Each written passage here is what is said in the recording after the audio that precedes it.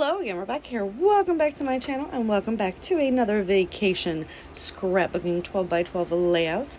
So you guys know that I have a super mega kit and I keep my scraps, and you guys know what I consider scraps. All of those at the beginning were my scraps. Pretty much anything smaller we kind of toss. And this is going to be a mixed media layout today. Yes it is.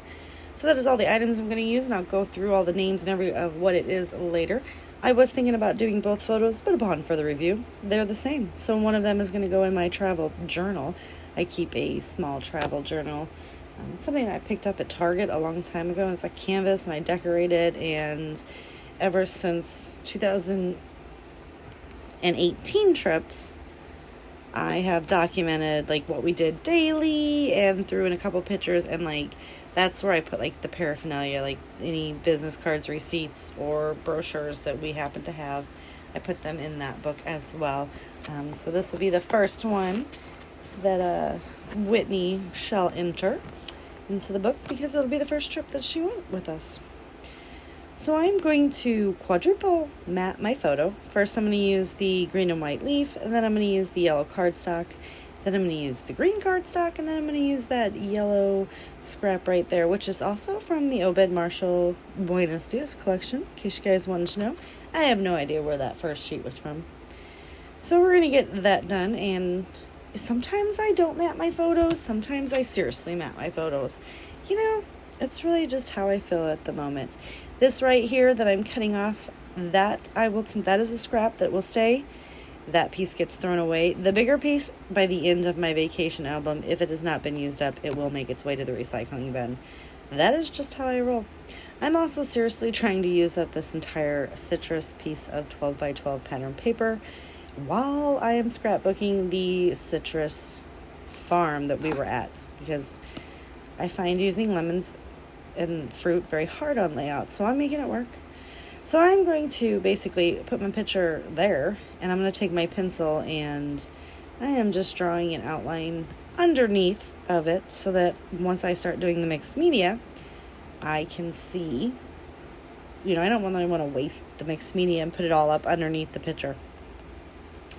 So I am still trying to use up the rest of that Finnabar clear gesso, and I'm only going to gesso like half of the page here because I am going to do a lot of wet mixed media.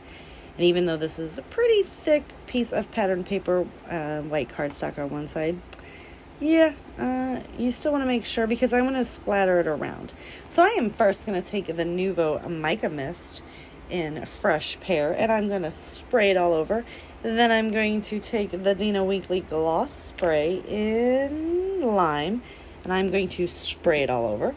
And then I take the Heidi Swap Color Shine in Citron, spray it all over, and then I'm going to do a whole bunch of crazy splatter bits in the Shimmers Key Lime and Celery. And then I'm going to set that to the side and dry.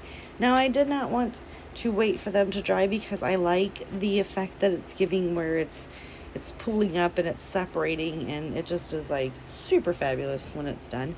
I do want to remind you guys that for the month of August, anybody who places an order on my Close to My Heart website, I will be sending you a free Dina Weekly Gloss Spray as a thank you end of summer gift from me. And all you have to do is place an order, and I will be notified when it's placed, and I will contact you for the color that you choose. And I will send them out the beginning of September. So check that out if you would like to receive a free gift. There is no price point whatsoever. So regardless of what you spend, I will send you a free gloss spray as long as it's a color that Close to My Heart carries and they have in stock. So I am also still trying to work through that Rosie Studios Lucky Me collection. And I am actually happy to report that I am seriously moving through some of those things.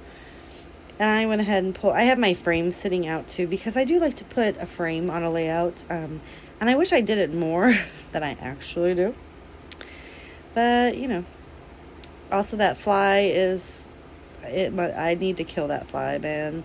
Every once in a while one gets in my craft room and then it just annoys me to no end.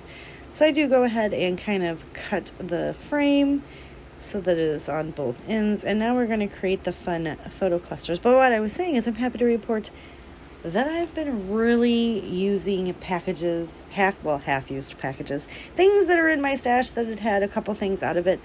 I've really been using them up, you guys, and I am like super excited about that. Like, I love when I get to use stuff up. It gives me a feeling of accomplishment. So I have all that other mixed media splattered down on my layout, and it did warp the page a little bit, as you can see.